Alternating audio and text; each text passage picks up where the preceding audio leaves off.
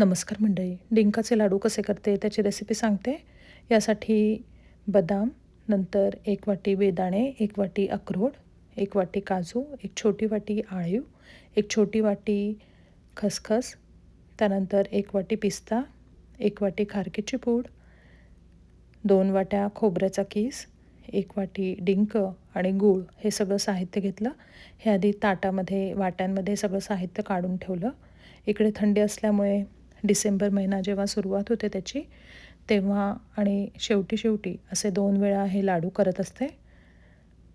लाडवासाठी लागणारं जे तूप आहे ते सुद्धा आदल्या दिवशी करून ठेवलं होतं. तूप गरम केलं एका पॅनमध्ये.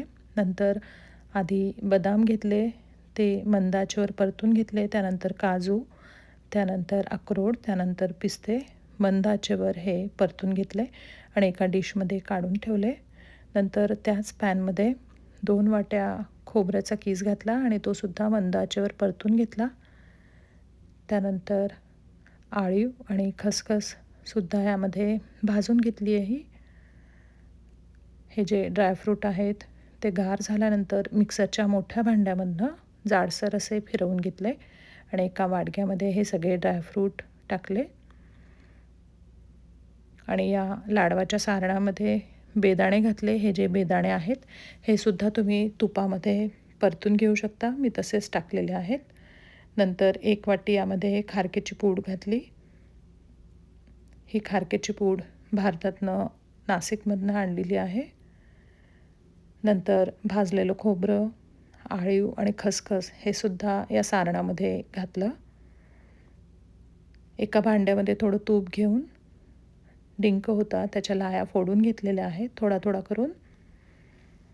नंतर गार झाल्यानंतर मिक्सरच्या भांड्यामधनं हे फिरवून घेतलं आणि या सारणामध्ये हा डिंकसुद्धा घातला.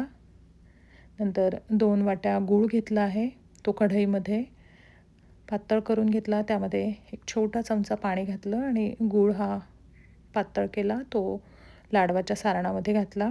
हे सगळं सारण परातीत आधी काढून घेतलं आणि त्यामध्ये गूळ घालून हाताने एकजीव करून घेतलं. वरून जायफळ किसून घातलं. हे सारण छान हाताने एकजीव करून त्याचे लाडू वळून घेतले. जायफळ तुम्हाला जशी चव हवी आहे त्यानुसार तुम्ही यामध्ये जायफळ घालू शकता आणि छान हे लाडू वळून घेतले. हे चवीला पण खूप छान झाले. तुम्ही या लाडवामध्ये काय काय घालता ते मला नक्की कमेंट करून सांगा. धन्यवाद.